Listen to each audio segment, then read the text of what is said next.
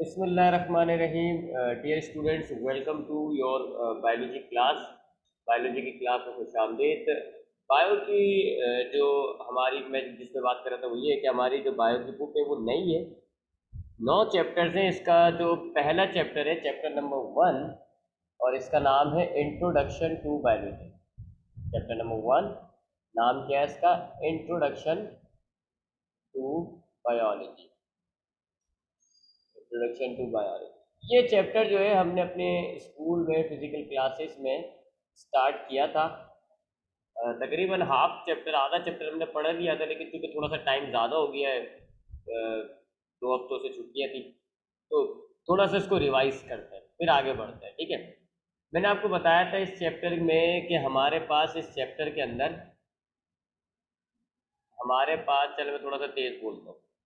हमारे पास इस चैप्टर में बायोलॉजी का इंट्रोडक्शन है, यानी हम ये देखेंगे कि बायोलॉजी क्या होती है। इस चैप्टर में हमने ये देखना होता है कि बायोलॉजी क्या होती है, बायोलॉजी में क्या पढ़ा जाता है, क्यों पढ़ा जाता है बायोलॉजी में, बायोलॉजी की इम्पोर्टेंस क्या है, बायोलॉजी क्यों ज़रूरी है आपकी ज़िंदगी में, आपकी लाइफ में क्या किरदार अदा कर रही है। और फिर बायोलॉजी की इम्पोर्टेंट ब्रांचेस को भी इसी चैप्टर में देखेंगे कि हम बायोलॉजी में कौन कौन सी ब्रांचेस हैं, क्या करियर बना सकते हैं जी हम इस बायोलॉजी को पढ़ के, हमारे पास क्या करियर ऑप्शंस होंगे जी अगर हम बायोलॉजी पढ़ते हैं। ये सब चीज़ें हम देखेंगे। तो सबसे पहले मैंने आपको बताया बायोलॉजी के बारे में। ये जो बायोलॉजी वर्ड है ना, बायोलॉजी वर्ड जो लिखा हुआ है BIOLOGY, ये बायोलॉजी वर्ड असल में इंग्लिश का नहीं है, ये ग्रीक ज़बान का वर्ड है, यूनानी ज़बान का, बहुत कदीम पुरानी ज़बान है ग्रीक, उस ज़बान का वर्ड है। और एक वर्ड भी नहीं है ये 2 वर्ड है। एक है इसमें बायो, और दूसरा वर्ड था लोगस। असल वर्ड तो था लोगस, लेकिन लोगस को फिर थोड़ा सा चेंज करके ये लोजी बना दिया।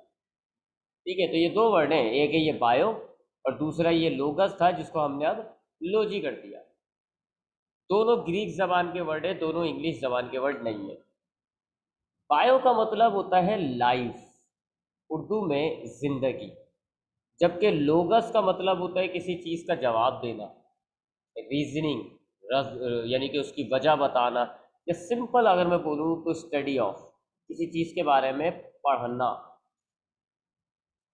ठीक है, तो बायोलॉजी वर्ड जो है ये असल में 2 ग्रीक ज़बान के लफ्ज़ हैं। एक है बायो जिसका मतलब होता है लाइफ, और एक है लोगस जिसका मतलब होता है स्टडी ऑफ, पढ़ना। सो बायोलॉजी वर्ड के मायने क्या बन गए इंग्लिश में? Study of life.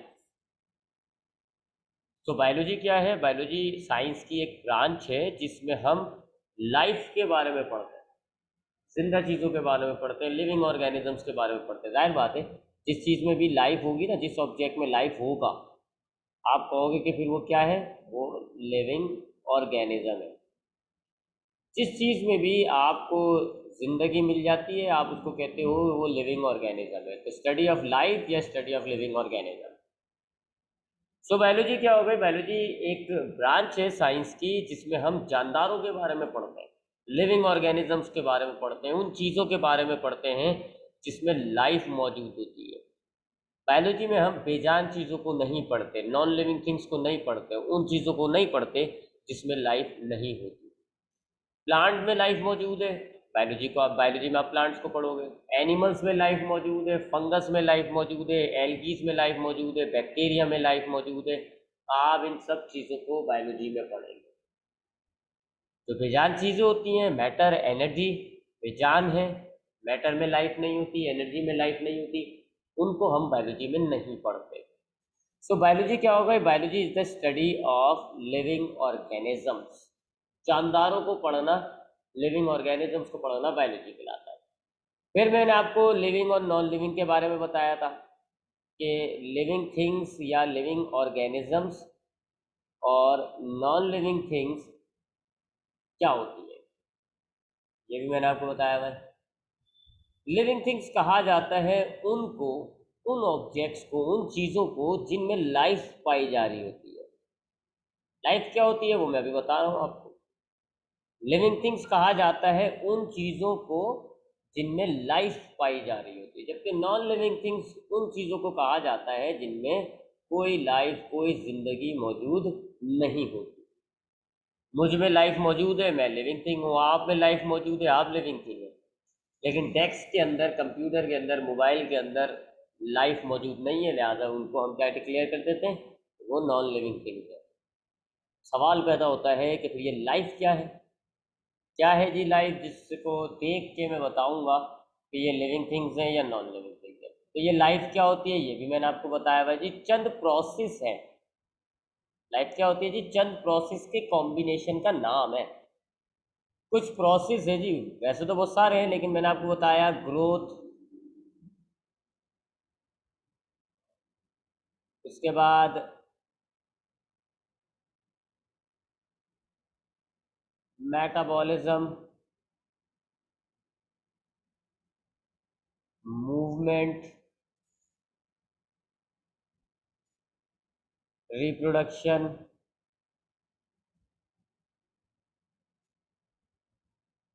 सेंसिटिविटी,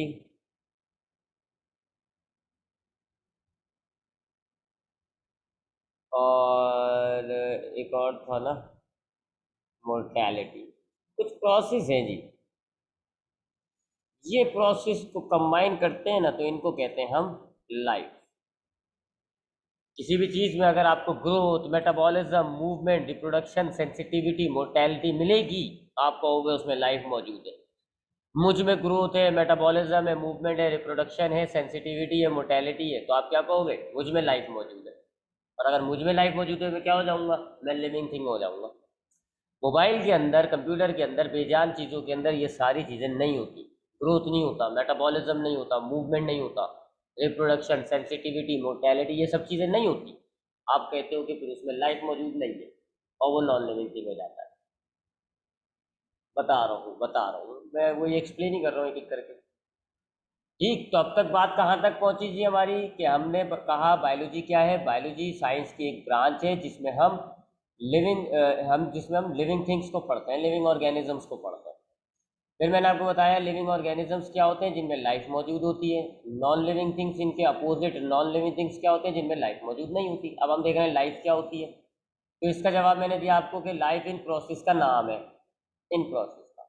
जिन चीज़ों में ये प्रोसेस होंगे, आप कहोगे कि उसमें लाइफ मौजूद है, वो जिंदा है, वो लिविंग ऑर्गेनिज्म है, और उसको बायोलॉजी में पढ़ोगे। और जिस चीज़ में ये प्रोसेस नहीं होंगे, आप कहोगे उसमें लाइफ मौजूद नहीं है, वो नॉन लिविंग थिंग हो गया, और उसको हम बायोलॉजी में भी नहीं पढ़ेंगे। केमिस्ट्री में पढ़ लेंगे, फिजिक्स में पढ़ लेंगे, बायोलॉजी में नहीं पढ़ेंगे। अब सवाल पैदा होता है ये प्रोसेस क्या है। ग्रोथ का मतलब होता है जी बढ़ना, कद बढ़ना, जिस्म का बढ़ना, इसको ग्रोथ कहते हैं। दो किस्म की ग्रोथ होती है, दो किस्म की होती है, एक कहलाती है प्राइमरी ग्रोथ और एक कहलाती है सेकेंडरी ग्रोथ। ठीक है जी, अगर आपका कद बढ़ता है, जिस्म बढ़ता है ना, बढ़ने को, इंक्रीज को, increase in length, increase your width, increase को आप कह रहे हो तो ग्रोथ। और दो किस्म की होती है, एक कहलाती है प्राइमरी, एक कहलाती है सेकेंडरी। अगर आपकी हाइट बढ़ती है, कद बढ़ता है, लंबाई बढ़ती है, आपका कद बढ़ रहा है, आपकी लंबाई बढ़ रही है, पौधा जो है वो एक छोटा सा पौधा होता है जी, कितना सा पौधा है जी ये, ठीक है, कुछ अरसे बाद हमें ये पूरा पेड़ नजर आ जाता है, बड़ा सा हो गया जी, इसकी हाइट बढ़ गई, इसको कहोगे आप प्राइमरी ग्रोथ। तो आप जब पैदा हुए थे छोटे से थे, आज आप 3 फुट 4 फुट के हो गए, आपकी लंबाई बढ़ गई, तो आप में क्या हुआ, आप में प्राइमरी ग्रोथ हुई।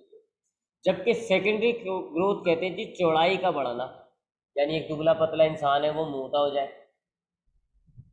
एक छोटा सा पेड़ का आपने स्टेम देखा होगा जी, शुरू में होता है ग्रीन कलर का, पतला सा होता है, ग्रीन कलर का होता है, आराम से तोड़ा जा सकता है। लेकिन आप देखते हैं जी कुछ अरसे बाद उसका जो स्टेम है वो ब्राउन कलर का हो जाता है, वूडी हो जाता है, ब्राउन कलर का हो जाता है, वूडी हो जाता है, वुड से बना हुआ, और बड़ा सख्त होता है, फिर आप उसको इतनी आराम से नहीं तोड़ सकते, वो चौड़ा हो गया। इसको आप कहते हो सेकेंडरी ग्रोथ। ठीक है, तो प्राइमरी ग्रोथ क्या होगी, आपके कद को बढ़ना, कद का बढ़ना, लंबाई में आपका इजाफा हो रहा है, इसको आप प्राइमरी ग्रोथ कहते हो। सेकेंडरी ग्रोथ क्या होगी, अगर आपकी चौड़ाई में इजाफा हो रहा है, आप मोटे हो रहे हो, इसको सेकेंडरी ग्रोथ कहोगे। लिविंग ऑर्गेनिजम्स में दोनों ग्रोथ होती हैं, चेक कर लिएगा। जहन में कोई भी एक नॉन लिविंग और एक लिविंग की एग्जाम्पल रख लो और चेक कर लो। लिविंग्स में आपको ग्रोथ मिलेगी, प्राइमरी भी मिलेगी, सेकेंडरी भी मिलेगी। मैंने आपको एनिमल्स की भी एग्जाम्पल दी, मैंने आपको प्लांट्स की भी एग्जाम्पल दी। जबकि नॉन लिविंग थिंग्स में ग्रोथ नहीं होती। अगर आप एक मोबाइल को रख दो और आप सोचो जी कि 1 साल बाद 2 साल बाद वो मोबाइल का कद बढ़ जाएगा और वो पूरा एक लैपटॉप बन जाएगा, नामुमकिन है, नहीं बढ़ता जी। नॉन लिविंग थिंग्स नहीं बढ़ता। एक मकान 2 मंजिला है, 100 साल बाद भी वो 2 मंजिला मकान ही रहेगा।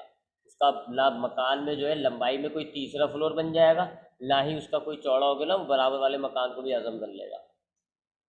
तो लिविंग थिंग्स में ग्रोथ मिल रही है ना, नॉन लिविंग थिंग्स में नहीं मिलती। मेटाबॉलिज्म, मेटाबॉलिज्म कहा जाता है जी कुछ केमिकल रिएक्शंस होते हैं जो जिस्म के अंदर, जानदारों के अंदर हो रहे होते हैं। तो केमिकल रिएक्शंस होते हैं ना, केमिस्ट्री में आप पढ़ते हो, लेबोरेटरी में किए जा रहे होते हैं, इंडस्ट्रीज में किए जा रहे होते हैं, बाहर हो रहे हैं। हमारे जिस्म के अंदर भी कुछ केमिकल रिएक्शंस हो रहे होते हैं। कुछ ऐसे केमिकल रिएक्शंस होते हैं जिनके अंदर कोई चीज़ होगी, मॉलिक्यूल होगा, वो टूट के जाएगा। कुछ ऐसे केमिकल रिएक्शन होंगे जिसके नतीजे में एक नया बड़ा मॉलिक्यूल बन जाएगा। मिसाल के तौर पे अब आपकी बॉडी में एक केमिकल रिएक्शन होता है, ये एक बड़ा सा मॉलिक्यूल होता है, इसको हम पढ़ेंगे बिल्कुल आखिरी चैप्टर में, ग्लूकोज कहते हैं इसको। ये कंबाइन होता है ऑक्सीजन के साथ, आपके जिस्म के अंदर हो रहा है ये सारा। एक बड़ा मॉलिक्यूल है ग्लूकोज का, ऑक्सीजन के साथ कंबाइन हुआ और ये टूट गया। टूट के ये 2 मॉलिक्यूल्स बन जाते हैं, एक कार्बन डाइऑक्साइड गैस जो आप नाक के जरिए बाहर निकाल देते हो, और एक पानी जो पसीने के जरिए निकल जाता है। ये है ना, एक केमिकल रिएक्शन हो गया ना, एक बड़ा सा मॉलिक्यूल है, ब्रेक हो गया जी, और टूट के छोटे छोटे से 2 मॉलिक्यूल्स में बन गए। ये आपकी बॉडी में हो रहा है। बॉडी के अंदर होने वाले केमिकल रिएक्शंस को मेटाबॉलिज्म कहते हैं। तो मैंने एक बताया है, ऐसे बहुत सारे हो रहे हैं आपके जिस्म के अंदर। तो लिविंग ऑर्गेनिजम्स के अंदर ना रिएक्शंस हो रहा है, केमिकल रिएक्शंस हो रहे हैं जी। आपकी बॉडी के अंदर केमिकल्स बन रहे हैं, आपके दिमाग केमिकल्स बनाता है, हॉर्मोन्स कहते हैं उनको, आप एंजाइम्स कहते हैं। वो आपके हार्मोन जो एंजाइम्स किसी दूसरे केमिकल रिएक्शंस के पास जाते हैं, कहीं पे ये मॉलिक्यूल्स बनाते हैं, कहीं पे ये मॉलिक्यूल्स तोड़ देते हैं। आपकी बॉडी में एक रिएक्शन ये भी होता है कि ये ऐसे C6H12O6 वाले जो मॉलिक्यूल्स हैं बहुत सारे कंबाइन हो जाते हैं और एक बड़ी सी चेन बन जाती है, ग्लाइकोजन कहते हैं उसको। तो ये जो केमिकल रिएक्शंस लिविंग ऑर्गेनिजम्स के अंदर हो रहे होते हैं ना, इनको हम कहते हैं मेटाबॉलिज्म। जिस्म से बाहर हो रहे होते हैं तो फिर तो इनको हम केमिकल रिएक्शंस कहते हैं और केमिस्ट्री में पढ़ रहे होते हैं। जिस्म के अंदर हो रहे हैं, लिविंग ऑर्गेनिजम्स के अंदर हो रहा है, तो इसलिए हम इसको बायोलॉजी में पढ़ रहे हैं। तो मेटाबॉलिज्म कहा जाता है जिस्म के अंदर पाए जाने वाले कुछ केमिकल रिएक्शंस। लिविंग ऑर्गेनिजम्स में ही होते, नॉन लिविंग्स में नहीं होते। आपकी बॉडी में ये रिएक्शन हो रहा है जी, ये जो रिएक्शन बताया मैंने आपको, ये लिविंग ऑर्गेनिजम्स के अंदर हो रहा है। यकीन माने बैक्टीरिया में भी होता है, ये प्लांट में भी होता है, फंगस में भी होता है, एनिमल्स में भी होता है, आप में भी होता है। लेकिन मोबाइल के अंदर नहीं होता, लैपटॉप में नहीं होता, टेक्स्ट में नहीं होता, दीवारों में नहीं होता। बेजान चीज़ों में ऐसे मेटाबॉलिज्म नहीं हो रहे होते, जानदारों में हो रहे होते। So that is the second property, metabolism. Metabolism भी आपको किसी चीज़ में मिलेगा ना, आप कहोगे कि वो जानदार है। मैं आपको कहता हूँ फंगस के अंदर मेटाबॉलिज्म हो रहा है, फंगस के अंदर ये वाला रिएक्शन हो रहा है। याद रखिएगा, ये मैंने एक रिएक्शन दिया है, इसको नहीं कहते मेटाबॉलिज्म, बहुत सारे हैं, ये मैंने एक एग्जाम्पल के तौर पे दिया। आप फंगस को नहीं जानते, आप क्लेमोडोमोनास को नहीं जानते, लेकिन मैं आपसे कहता हूँ कि क्लेमोडोमोनास में ये मेटाबॉलिज्म हो रहा है, ये वाला रिएक्शन हो रहा है, तो अब आप क्या कहोगे? वो जानदार है, वो लिविंग थिंग है, क्योंकि उसमें ये मेटाबॉलिज्म हो रहा है। ठीक है, तो मेटाबॉलिज्म हो गए जी बॉडी के अंदर पाए जाने वाले कुछ केमिकल रिएक्शंस जिनके अंदर होंगे तो आप कहोगे कि वो जानदार है, जिनमें नहीं होते आप कहोगे वो बेजान है। फिर आते हैं जी मूवमेंट की तरफ। मूवमेंट तो आप जानते हैं जी, हरकत करना, मूव करना, हरकत करना, इसको आप कहते हो मूवमेंट। 2 किस्म की होती है, एक तो मूवमेंट ही कहलाती है और एक को हम कहते हैं locomotion. Movement and locomotion, English में बोलेंगे तो दोनों की एक ही मायने है। मूवमेंट का मतलब भी हरकत करना, लोकोमोशन का मतलब भी हरकत करना, लेकिन बायोलॉजी में इनके अलग अलग मायने होते हैं। मूवमेंट का मतलब होता है अगर आप अपने किसी जिस्म के हिस्से को हिलाएं, जैसे आपकी आंखें मूव कर रही हैं, आपका हाथ मूव कर रहा है, आपकी जबान मूव कर रही है, आपका हाथ पैर चलता है, ये मूवमेंट कहलाती है। बॉडी का कोई पार्ट मूव करता है, अपनी शेप को चेंज करेगा, जगह को चेंज करेगा। जबकि लोकोमोशन क्या होती है जी, एक ऑर्गेनिज्म अगर एक जगह से मुकम्मल तौर पे उठ के दूसरी जगह पे चला जाए, मिसाल के तौर पे इसको यहाँ से मिटाते हैं ज़रा।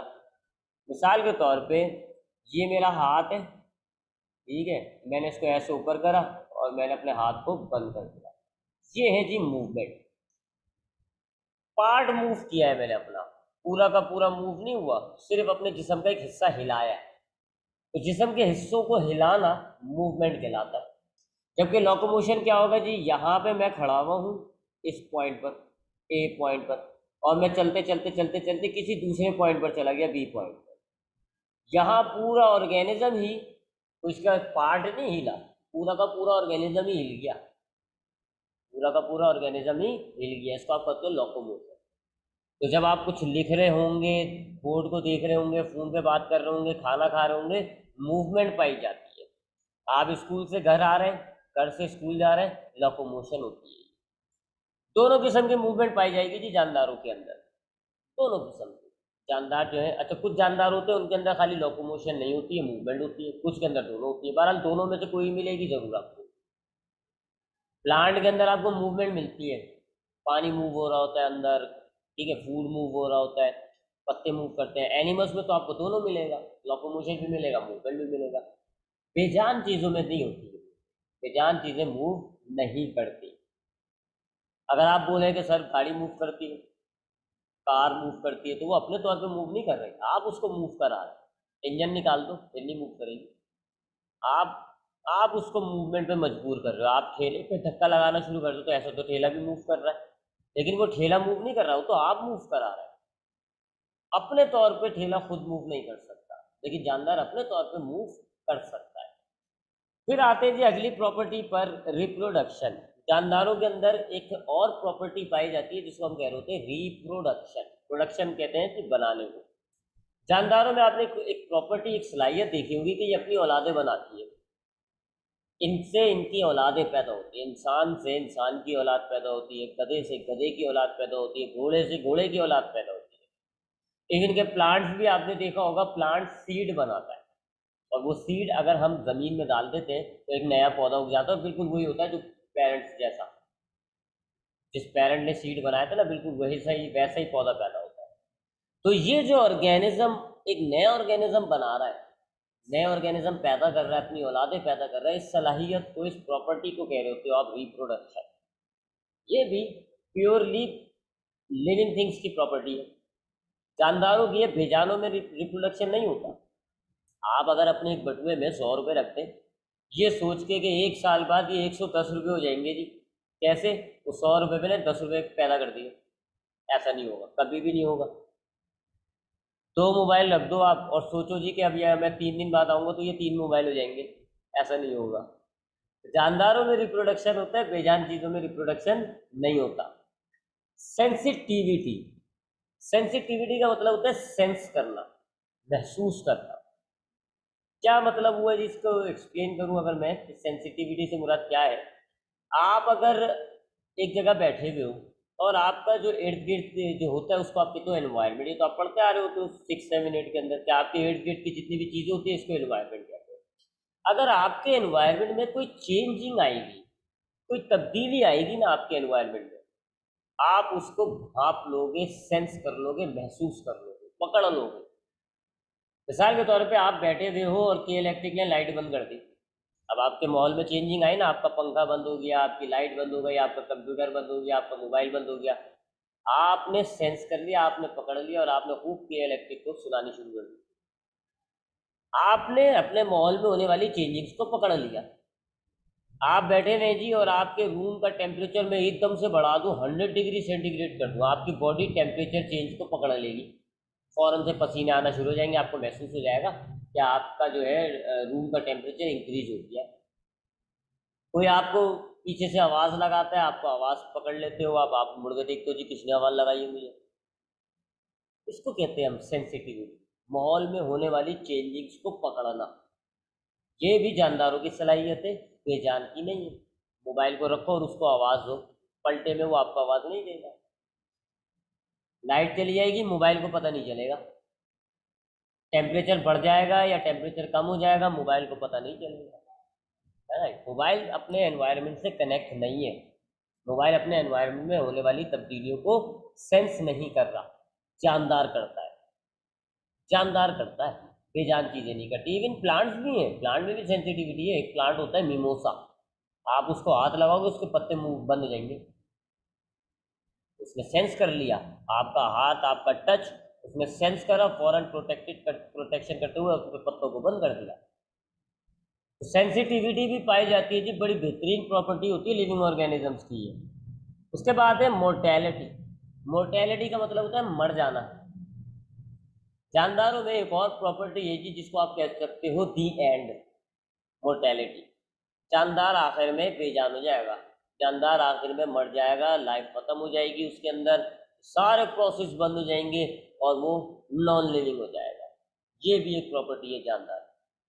क्या सीधी अल्फाज में बोलूं तो जानदार हर जिंदा चीज आखिर में उसको मरना है, फिनिश हो जाएगी।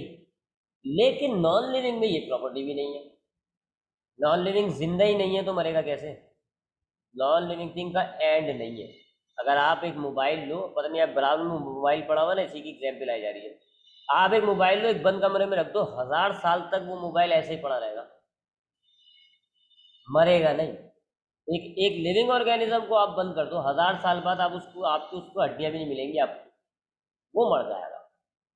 मोर्टेलिटी भी जानदारों में पाई जाती है। तो ये कुछ प्रोसेस हैं जिनमें ये पाए जाएंगे, आप कहोगे कि वो उसमें लाइफ मौजूद है, और जिसमें लाइफ मौजूद होती है आप उसको क्या कहोगे कि वो लिविंग थिंग है। और जो लिविंग थिंग्स होते हैं ना, सिर्फ उनको पढ़ा जाता है नॉन लिविंग थिंग्स, तो सॉरी बायोलॉजी में। जिनमें ये प्रोसेस नहीं होंगे आप कहोगे उसमें लाइफ नहीं है, इसमें लाइफ नहीं है आप कहोगे कि वो बेजान हो गया, नॉन लिविंग थिंग्स। और बायोलॉजी से उसको आप बाहर निकाल देते हो। सो ये तो हो गया जी बायोलॉजी क्या है और बायोलॉजी में हम क्या स्टडी करते हैं। उसके बाद हमने बात करी थी जी ब्रांचेस की, ब्रांचेस ऑफ बायोलॉजी। बायोलॉजी में भी ब्रांचेस हैं, जैसे आपने देखा कि जी फिजिक्स के अंदर जो है फिजिक्स बहुत बड़ी ब्रांच हो गई थी, तो हमने क्या करा, हमने उसमें छोटी छोटी ब्रांचेस बना दी। हमने देखा केमिस्ट्री में भी बहुत बड़ी हो गई थी, हमने उसमें से ब्रांचेस बना दी। इवन के साइंस बड़ी हो गई थी, तभी तो उसमें हमने 3 ब्रांचेस बनाई, बायोलॉजी केमिस्ट्री फिजिक्स। कोई चीज़ बड़ी हो जाती है हम उसमें ब्रांचेस बना देते हैं, है ना। अगर आपके पास कोई चीज़ बड़ी हो जाती है आप क्या करते हो, उसमें ब्रांचेस बना देते हो। आपकी साइंस बड़ी हो गई थी, आपने उसमें 3 ब्रांचेस बनाई, बायोलॉजी केमिस्ट्री फिजिक्स। आपकी फिजिक्स में बहुत मालूमात थी, बहुत ज़्यादा एक्सटेंड हो गई थी, आपने उसमें ब्रांचेस बनाई। सिमिलरली बायोलॉजी भी बहुत बड़ी है, बायोलॉजी भी बहुत बड़ी है जी। इससे ना लगाएं आप कि आपकी इस दुनिया में तकरीबन 15 से 20 लाख ऑर्गेनिजम्स इस वक्त डिस्कवर हुए हैं। 15 से 20 लाख ऑर्गेनिज्म आपने ढूंढे हुए, रोजाना कोई ना कोई एक नया ऑर्गेनिज्म आप ढूंढ के निकाल लेते हो।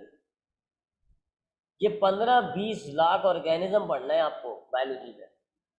हम तो इन 15-20 लाख ऑर्गेनिज्म के नाम ना याद रख पाए, इनको सब, इनकी हर चीज़ स्टडी करनी है, इनकी बॉडी कैसे बनी हुई है, इनकी बॉडी काम कैसे करती है, ये कितने बड़े हैं, इनके अंदर कौन कौन से पार्ट्स हैं, हर पार्ट कैसे काम कर रहा है, बहुत कुछ पढ़ना है आपको।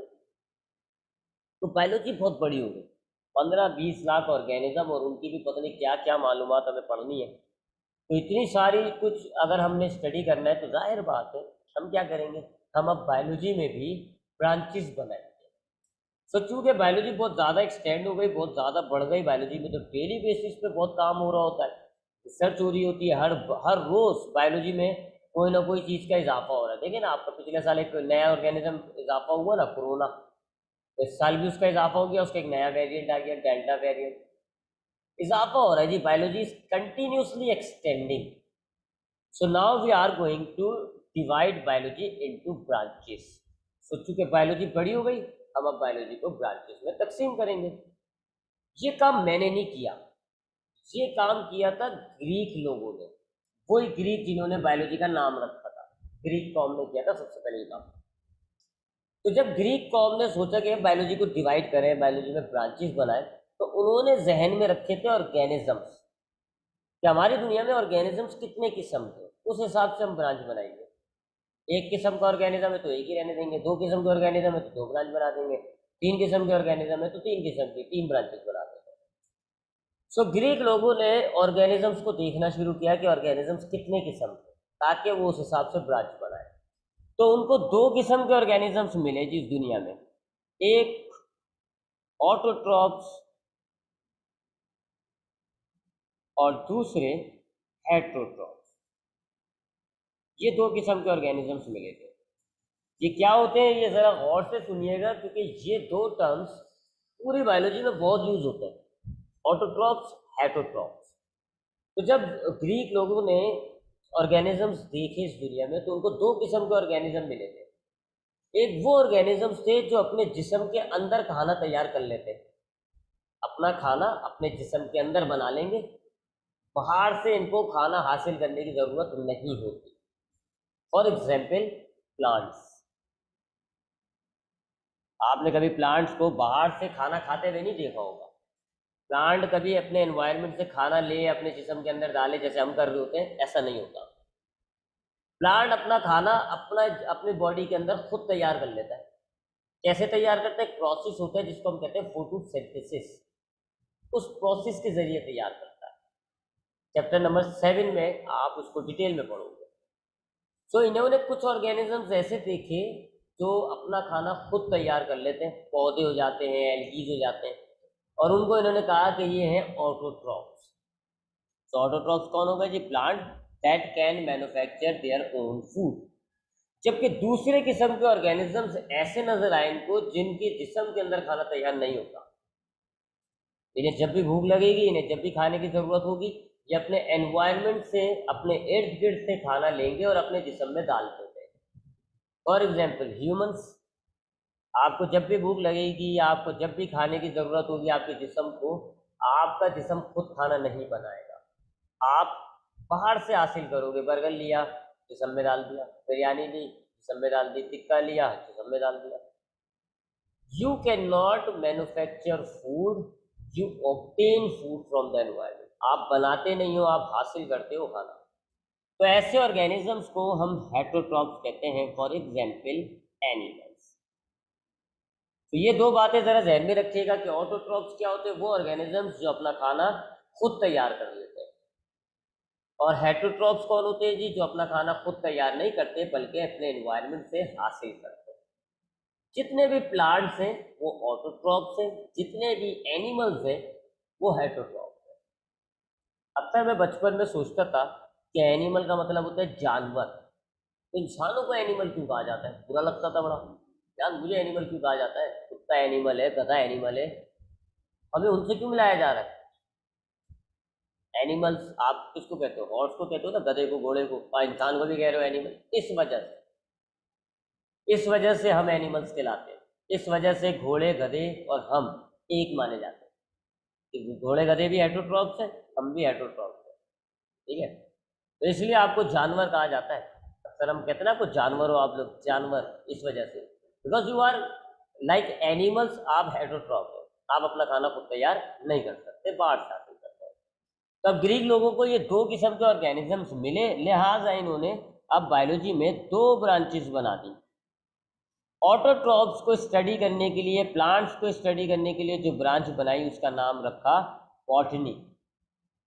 बॉटनी भी एक बुटेन वर्ड है ग्रीक का। ग्रीक नहीं बना रहे थे जी, तो ग्रीक ही नाम रखेंगे अपनी जबान में। तो ग्रीक जबान का एक वर्ड है बुटेन, और बुटेन का मतलब होता है प्लांट। तो इन्होंने एक बॉटनी नाम की ब्रांच बनाई जिसमें प्लांट्स को स्टडी किया जाता है, ऑटोट्रॉपिक ऑर्गेनिजम्स को स्टडी किया जाता है। और एक ब्रांच बनाई थी जोलॉजी। जोलॉजी में आप एनिमल्स को स्टडी करते हो, हेट्रोट्रॉप्स को स्टडी करते हो। ये जू वर्ड जो है ये ग्रीक का है, इस जू का मतलब होता है एनिमल्स। ठीक है, तो दो ब्रांचेस बन गई आपकी। बॉटनी बन गई जी प्लांट्स और ऑटोट्रॉप्स को स्टडी करने के लिए, जोलॉजी बन गई आपकी एनिमल्स और हेट्रोट्रॉप को स्टडी करने के लिए। फिर आगे बढ़े, ये दो ब्रांचेस थी, फिर आगे बढ़ते गए बढ़ते गए। तो तकरीबन 1610 में, 1610 में गैलीलियो ने माइक्रोस्कोप इन्वेंट किया। माइक्रोस्कोप एक डिवाइस होती है आपके पास, पहले प्रैक्टिकल में दिखाऊंगा मैं आपको। एक डिवाइस है जिससे हम बहुत ही टाइनी छोटे ऑब्जेक्ट्स को देख सकते हैं। उसका बड़ा इमेज बन जाता है और हम उसको देख सकते हैं। ठीक है, जैसे मिसाल के तौर पे ये एक छोटा सा डॉट है, माइक्रोस्कोप से देखोगे इतना बड़ा नजर आएगा, बड़ा हो जाता है इमेज। ऑब्जेक्ट का साइज नहीं बढ़ेगा, ऑब्जेक्ट का जो इमेज बनेगा ना वो बड़ा होता है। माइक्रोस्कोप जब इन्वेंट हुआ और लोगों ने जब माइक्रोस्कोप में झांका तो पता चला जी कि इन एनिमल्स और प्लांट्स के अलावा कुछ ऐसे ऑर्गेनिजम्स भी आपकी दुनिया में मौजूद हैं जो इतने छोटे हैं कि आपको नॉर्मल आंखों से नजर ही नहीं आते। नॉर्मल आंखों से आपको वो नजर नहीं आते, इसलिए आपको माइक्रोस्कोप की इन्वेंशन से पहले वो नजर ही नहीं आ रहे थे। आप बस ये समझ के बैठे हुए थे कि इस दुनिया में बस दो ही किस्म के ऑर्गेनिज्म है, एनिमल्स और प्लांट। पता चला तीसरे किस्म के ऑर्गेनिजम्स भी है, माइक्रोस्कोपिक ऑर्गेनिजम्स नाम रखा गया उनका। तीसरे किस्म के ऑर्गेनिजम्स आ गए। क्या कहते हैं उनको हम? Micro organism. ये क्या है असल में? ये वो ऑर्गेनिजम्स कहलाते हैं जो इतने छोटे होते हैं कि आपको अपनी नॉर्मल आंखों से कभी भी नजर नहीं आएंगे। माइक्रोस्कोप से देखोगे तो आपको ये नजर आते हैं। They are called microorganisms. मिसाल के तौर पे bacteria, virus, amoeba, chlamydomonas, euglena, paramecium, अरे नहीं बहुत सारे एनिमल्स और प्लांट से ज्यादा हैं ये, इतने हैं। तो आपके इर्द गिर्द, आपकी हवा, आपके पानी, आपकी ज़मीन में एनिमल्स और प्लांट्स के अलावा माइक्रो ऑर्गेनिजम्स भी पाए जा रहे हैं। क्योंकि तीसरे किस्म के ऑर्गेनिजम्स आ गए, लिहाजा अब आपने एक और ब्रांच बनाई, माइक्रो बायोलॉजी। ये आपने एक और ब्रांच बना दी थी, micro biology for the study of micro organisms. तो तीन किस्म के ऑर्गेनिजम्स, तीन किस्म की ब्रांचेस। प्लांट्स को स्टडी करने के लिए बॉटनी, एनिमल्स को स्टडी करने के लिए जोलॉजी, और माइक्रो ऑर्गेनिजम्स को स्टडी करने के लिए माइक्रोबायोलॉजी। आगे जाके फिर आप बढ़ते गए, आपकी बायोलॉजी एडवांस होती गई। आपने बायोलॉजी में बताइए कहाँ कहाँ एंटर हो गए, सेल, टिश्यू, जीन्स, टेक्नोलॉजी। तो आप बायोलॉजी में ब्रांच बनाते गए, ब्रांच पे ब्रांच बनाते गए। आज आपकी बायोलॉजी में बेतहाशा ब्रांचेस है, बेतहाशा। इतनी के खाली आप समझ लें 18-19 आपकी बुक में, आपकी 9th क्लास की बुक में 18-19 तो मजीद ब्रांचेस हैं, और इनके अलावा मजीद और बेतहाशा ब्रांचेस आपने बायोलॉजी में बना ली। लेकिन ये जो तीन ब्रांचेस मैंने आपको बताई, नंबर 1 बॉटनी, नंबर 2 जोलॉजी, और नंबर 3 माइक्रोबायोलॉजी, इन तीनों ब्रांचेस को हम कहते हैं कि ये बेसिक ब्रांचेस हैं बायोलॉजी, फंडामेंटल, बुनियादी, स्टार्टिंग ब्रांचेस। बाकी सारी अब दूसरी ब्रांचेस उनको हम अदर ब्रांचेस कहेंगे। तो आपके पास फंडामेंटल ब्रांचेस जो है बायोलॉजी की तीन है। यहाँ 3 fundamental branches of biology, botany, zoology, microbiology. Botany में आप प्लांट्स को पढ़ते हैं, जोलॉजी में आप एनिमल्स को पढ़ते हैं, जबकि माइक्रोबायोलॉजी में आप माइक्रो ऑर्गेनिजम्स को पढ़ते हैं। ये 3 फंडामेंटल ब्रांचेस हैं। लेकिन इन 3 फंडामेंटल ब्रांचेस के अलावा आपने फिर मजीद बहुत सारी ब्रांचेस बना दी, जी लगा रहा हूँ, मजीद बहुत सारी ब्रांचेस बना दी जिनको हम कहेंगे other branches of biology, other branches of biology. ठीक है जी। तो हमने क्या करा, हमने 3 ब्रांचेस तो बनाई जिनको हमने कहा फंडामेंटल। लेकिन फिर जैसे जैसे आगे हमारी बायोलॉजी बढ़ गई तो हमने फिर अदर के नाम से बहुत सारी ब्रांचेस बना दी, मॉर्फोलॉजी, एनाटमी वगैरह। वो अब इंशाल्लाह जो है मैं आपको नेक्स्ट टाइम पढ़ाऊँगा।